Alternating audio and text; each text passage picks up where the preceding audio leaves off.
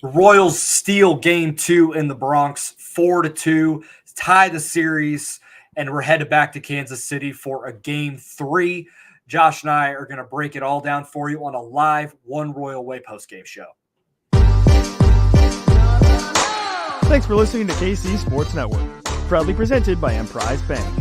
If you're thinking about starting a business or know someone who is, check out Emprise Bank's SBA loans. It's always good to know your options, and they can be your partner in possible. Back like we never left here on One Royal Way. Joel Penfield, Josh Keiser, Jordan Foote cannot be here tonight due to Chiefs obligations, but he will be back on Wednesday for the Game 3 episode when the Royals are back at Kauffman Stadium in October for a playoff game for the first time since Game 2 of the 2015 World Series. Josh, how are you feeling after this game, buddy?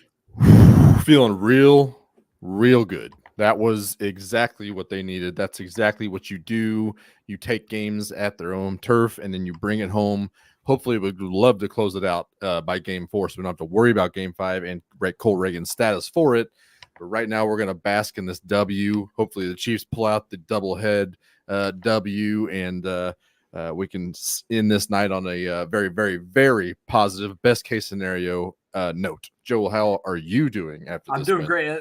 We're trending in that direction as we are recording right now, but I'm not going to put the cart before the horse, and I will let Kent and the guys break that down after. The only thing that would have made my day better is if I had gotten the ragweed tickets that I sat in the queue for 4 hours earlier today. But, you take your wins where you can get them, and the Royals got theirs tonight. A bit of a weird one just with the way it started and kind of the way the early game script, if you want to mix metaphors here, kind of played out. Yeah. If you told me before the game the Royals are only going to get 4 innings out of Cole Ragans and he's going to throw like 80-something pitches in those and walk 4, I'm like, how many runs were they down before we get to that point? And instead, he only gives up 1, pitched around a lot of danger, got some strikeouts, got some key outs when he needed it, only give up the 1 run on it was a hard hit ball that Stanton hit that just hit off of Bobby's glove, nearly made a great play on it. But that was it. That was the only damage that the Yankees got until the 9th inning, a leadoff home run by Jazz Chisholm off of Lucas Ursig. But other than that, a bunch of singles, not much to speak of otherwise. And the offense did just enough. A Salvador Perez home run, and then some 2014-15 Royals stuff with the bottom of the order coming up big between Garrett Hampson, Tommy Pham, and Michael Garcia, who was led off tonight, but getting from the bottom of the order to the top of the order with 3 RBI singles to follow after that. And that's all the Royals needed. They scattered some hits otherwise, but did just enough to win, which has kind of been their MO in the playoffs is they need just enough offense, the starting pitching to do their job, and then turn it over to the bullpen. And the bullpen was fantastic tonight after a really rough, kind of inauspicious start to the series. But all of the guys that struggled, both specifically in Zerpa and Schreiber, who really struggled in Game 1, came back and were fantastic in Game 2 and gave them everything they needed. So a lot to like, some momentum and a happy flight coming back to Kansas City. It was one of those games where pretty much everybody but Bobby Witt Jr. and Cole Ragans did something to really improve the production out there. Cole Ragans obviously did plenty on the mound. He got out of plenty of jams, but he didn't have the best night. Bobby Witt Jr. made great plays in the field in big time spots as well, but also very bad at the plate tonight. So definitely seems to be able to attribute this win to a lot of guys, especially that bullpen, man. Well, yeah, five innings out of those guys, 1 earned run off the Jazz Chisholm home run. I mean, just they saw that heart of the order like 2 or 3 times and virtually rendered it useless at this point, which is huge considering who we're talking about, generational hitters in Juan Soto and Aaron Judge. So huge for them to pick that up, a great team win. And considering we can, potentially take this series in Kansas City over the next few days is absolutely massive, considering A, how Game 1 ended, and B, how this game started. That first inning was the most dead, the most uncompetitive start to a game that I've seen the Royals play in a long time. Well, and then you combine that with Rodon just shoving in the first inning. Like, they had nothing. Michael, Bobby, Vinny, just nothing. And then Ragans goes out there and walks Torres and walks Soto, and I'm like, oh crap! Like, this is where they've done that both games. They've gotten into pickles immediately. Like, the one thing you don't want to do is let Gleyber Torres on base to lead off the game to get to Soto and Judge, and they've done it twice, and they did it like multiple times tonight. It's just they're playing with fire, and I need them to knock that off. Yeah, I just have a hard time with it. That's the kind of maddening stuff that is going to come back and bite the Royals at some point, and somehow it really hasn't in this series. Like, they got in and around it. I say it hasn't bitten them. It did in game one, obviously, but it could have been a lot worse than it was. Like, they only gave up in that inning where everything kind of blew up on them in the middle innings, and somehow, they were still in it. So it's not like there was any scenario where I felt uncomfortable really after that first couple of innings. Is that's the type of momentum swing type of game in a series where the Royals are still going to have to fight and do everything they can to win it, but we're having it feels so much better coming back 1-1, obviously, but when you come back, it's 1-1, you have the momentum from the win, and you get Seth Lugo on the mound in game 3 with the Yankees kind of going with their hybrid guy and Clark Schmidt. It might force them to use their bullpen heavily once again, which they've done in both games so far this series. Could match up really nicely for the Royals. And they could go a whole game with Clark Schmidt and Luis Gil. They could. I haven't thought about if they're going to piggyback that or not. I don't know. They did say, at least the Bob Costas reporting, which is always a grain of salt, way more so than even Bob Nightingale, making him blush. But he was talking about they're planning on doing Clark Schmidt to kind of start it, and then Luis Gil to maybe piggyback and take a little bit of the maybe a 50-50 split and see where they are. Piggyback start or something. Okay. Yeah. We'll have to see how that goes, but it is very important. I mean, they had to come in with one win and with hopes to win this series, or at least extend it 2-5, because the Yankees are coming to Kansas City with a season record on the road at 50-31. They are actually a better team on the road than they are at home, and they are still very good at home. So they had to take one of these games, and there are multiple marginal plays from game one that they really could have taken both of these games, and that would have been huge. But the fact that they are coming back 1-1, we're a 3-game series, best of 3. We should have Lugo, Waka, and Ragans at the very least. I feel really good about where they currently are. Yeah, and again, to go back to the bullpen, that last night could have been a night, or Saturday night could have been a night where, like, that's kind of where everything unravels for the Royals. Because they were definitely kind of over their skis and playing above their depth. In Baltimore against that lineup, and they come back and then they start walking guys. It kind of goes back to that midsummer bullpen, and I'm like, okay, well, what are we going to see? Angel Zerpa goes out tonight, and he walked Judge, but like, I'm not going to. Just like we talked about, like, you have to walk Judge to get to the next guy. That's fine. Gets Soto. He gets Soto, who he walked the day before. And then he, watches, but then he gets Austin Wells to ground into a double play. And it's like, okay, we're back. Massive. Schreiber gives up a couple hard line outs, but no damage done. And to give up some hard contact in that ballpark and not get bit by it, that's fine, because if you give up hard contact at Kauffman, it's probably going to be an out there too. So I was fine with that there. Chris Bubich was great for 2 innings. And then Lucas Erceg settled back down once he gave up the home run to the Jazz. But again, it kind of changes the complexion of the at-bat when you don't get 99 at the top of the zone, which was a strike. It was 1-0 versus 0-1 changes the at-bat. I'm so glad you brought that up, because I was like, am I being petty now? Like, do I need to check myself before I start bringing that up as a reason he gave the home run? Not the reason he gave the home run, but it does change the at-bat. 0-1 versus 1-0 changes the at-bat. He has to get back in the strike zone, tries to go get me over, and Jazz hits it. Jazz is a really good hitter. And his swing is kind of built for Yankee Stadium. So, it just happened to work out that way. To stick with some more kind of positive stuff, I want to go to the offense, go to the bottom of the order. Yes. Garrett freaking Hampson, man. Like, he has been maligned by this fan base pretty much Deservingly all so. year long. And for the most part, Deserves it. deservingly so. Yeah. He had that one awesome stretch for like 3 weeks where he was kind of doing this. And it's like, okay, this isn't going to last, but it's fun. And it obviously, you know, it didn't for a lot of this year. And then he starts playing a lot less. And, you know, it's like, okay. And the fact that he's on the playoff roster, people were upset about it. And he comes in and gets a big hit in game 1 of the ALDS. And then he comes up and he's hitting 9th with Rodon on the mound, 2 hits and an RBI again.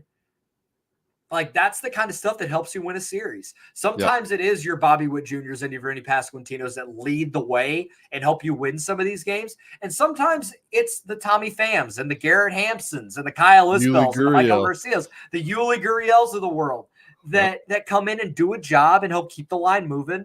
And they're not going to do too much, but they're just going to just find little ways to impact. And that's exactly what they've done.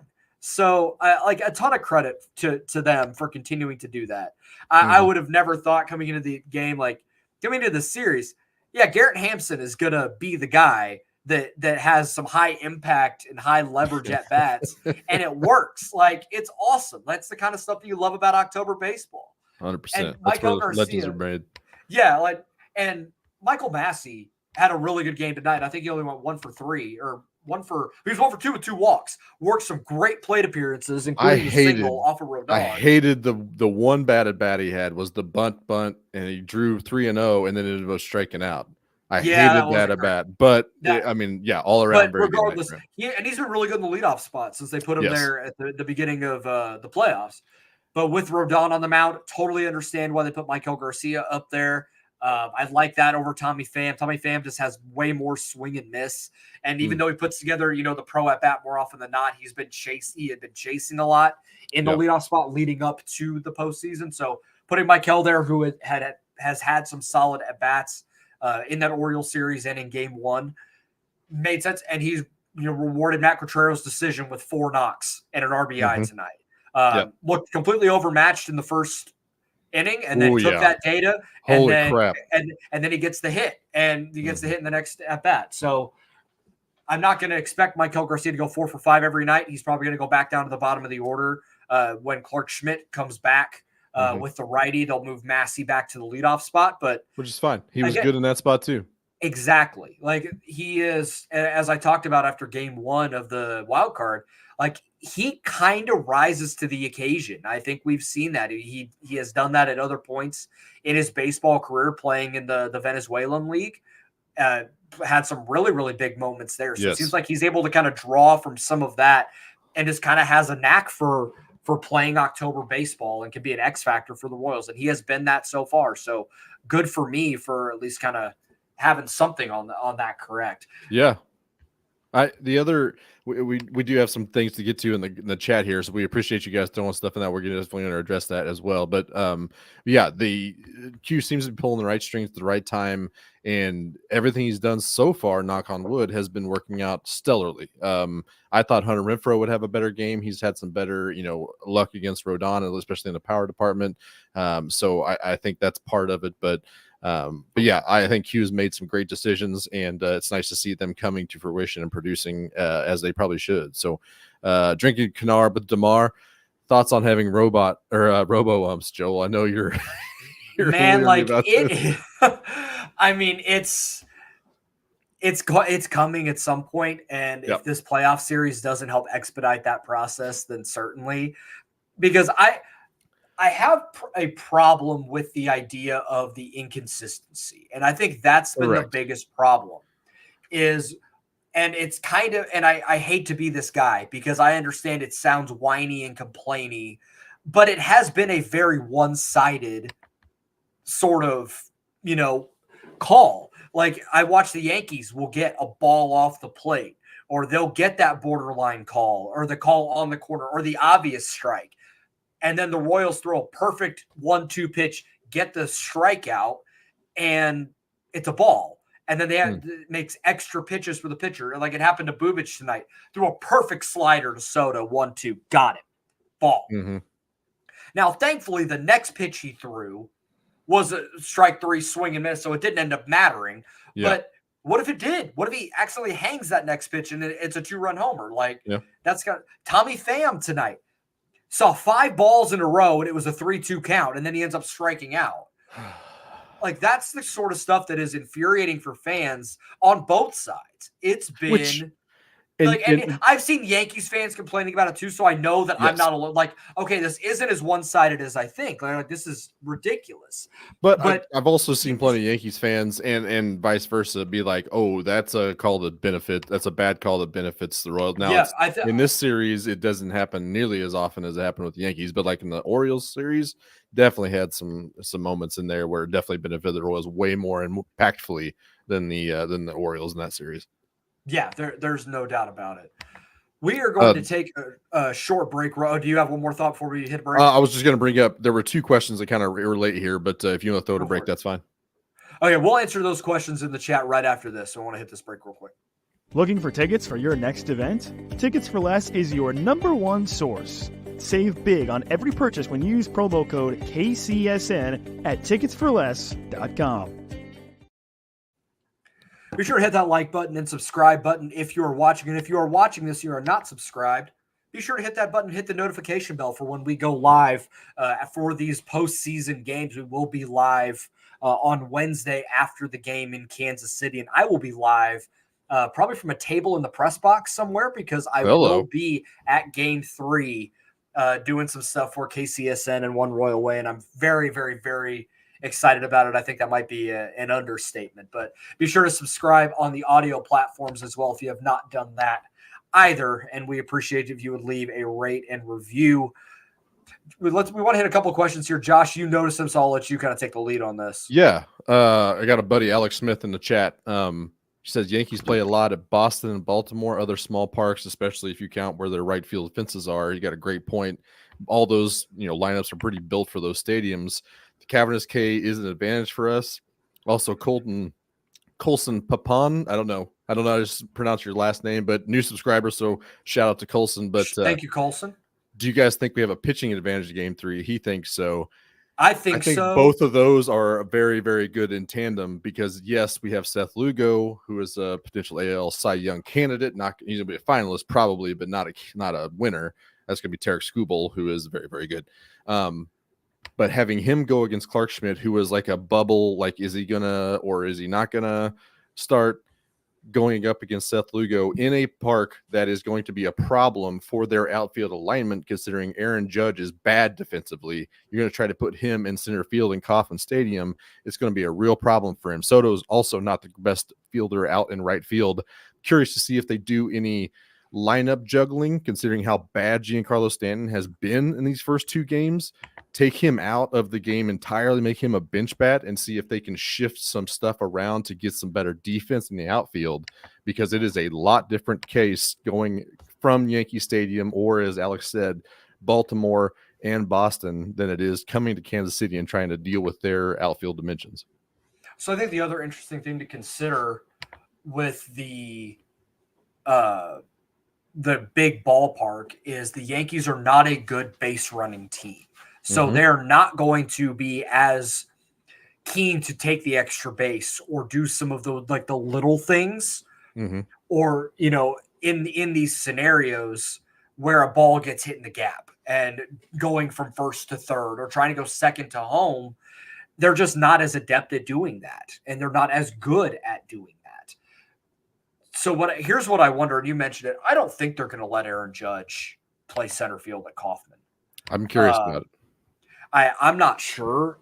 Maybe they do. They did earlier this year, but it's also October, and he's had a lot of tread on the tires there. So maybe this is where Trent Grisham plays center and hits ninth, and then they move Judge to a corner, and they move Soto to left, Soto DH, yeah, something like that.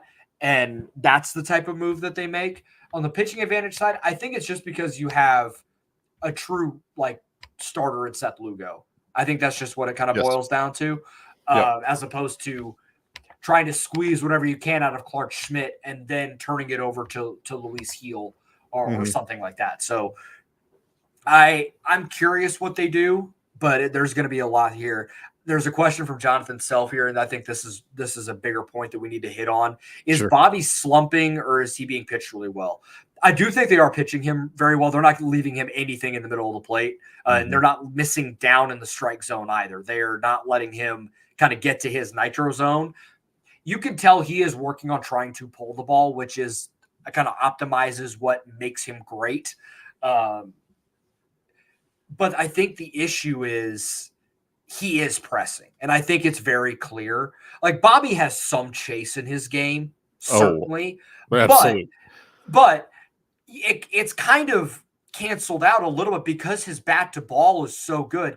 He can chase on the shadows of the zone, and it still worked for him because he can still barrel that ball up.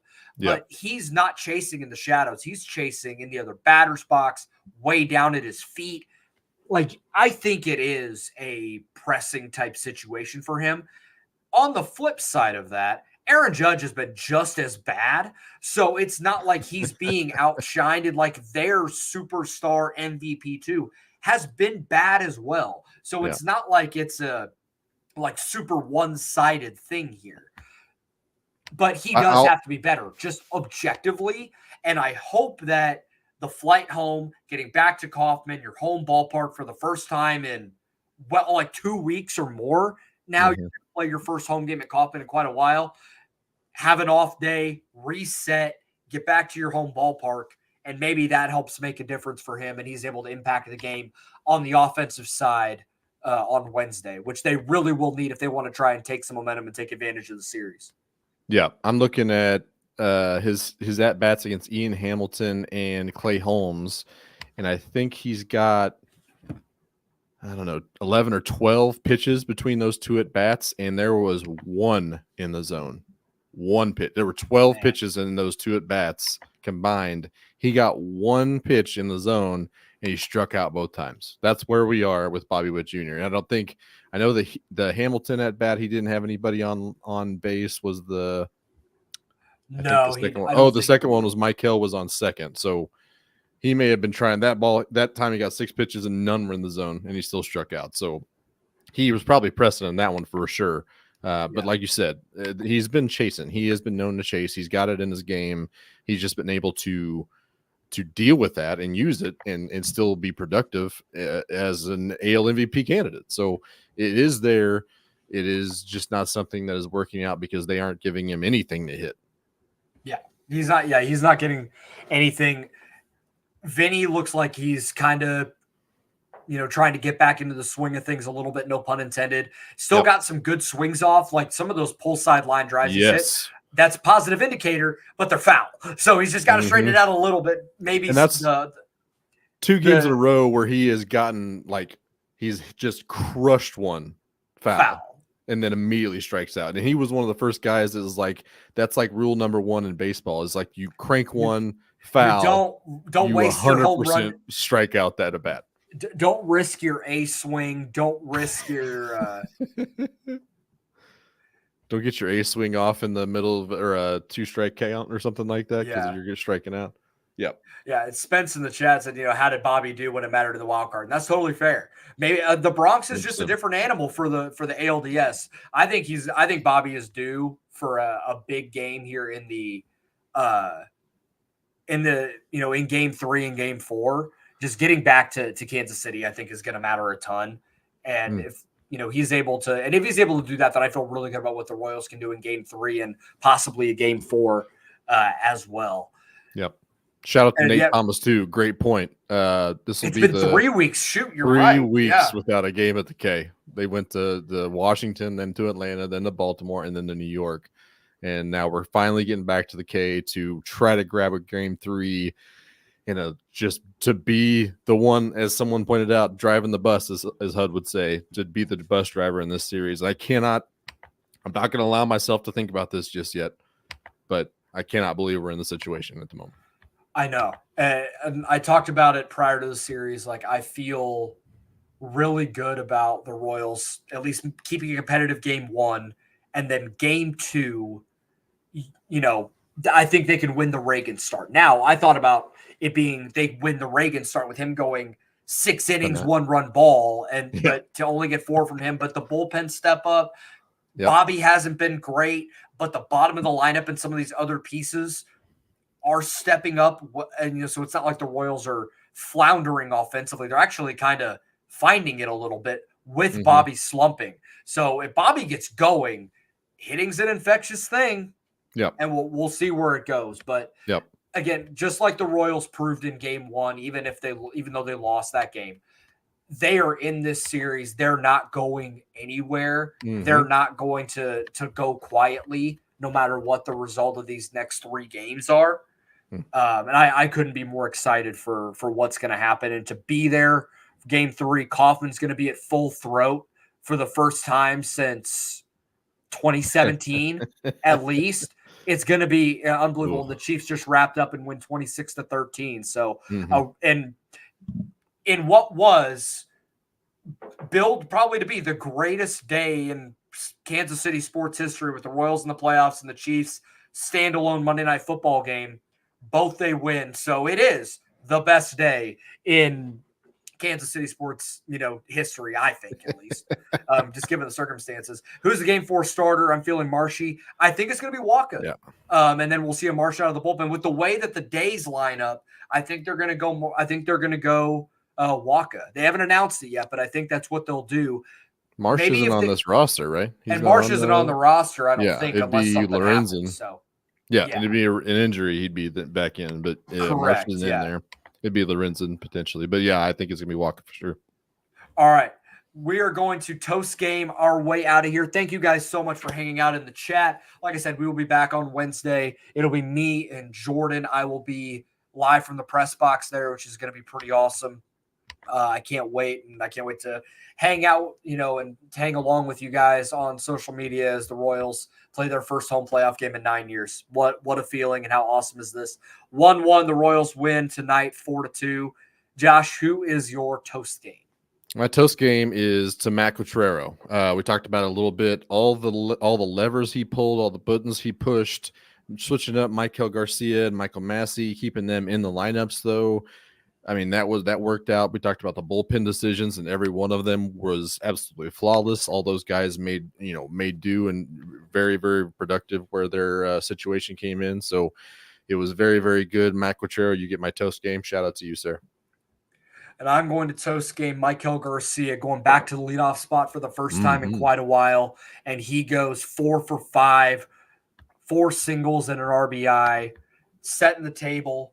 And I cannot wait to see what he does. And he'll move back down to the bottom of the order, but he's a de facto second leadoff guy in the 9 hole. So he seems to just have a penchant to step up in these moments. And I can't wait to see what he does in game 3. Shout out to you guys. Shout out to Holiday Distillery, Emprise Bank for sponsoring this show. And you guys, like I said, be sure to subscribe on YouTube if you haven't already. Hit that like button and hit that notification bell so you get a notification on your phone when we go live after game 3. And subscribe on the audio channels as well, as we are continuing to try and grow this thing and strike while the iron's hot and the Royals are playing October baseball. And we will talk to you guys on Wednesday night after game 3.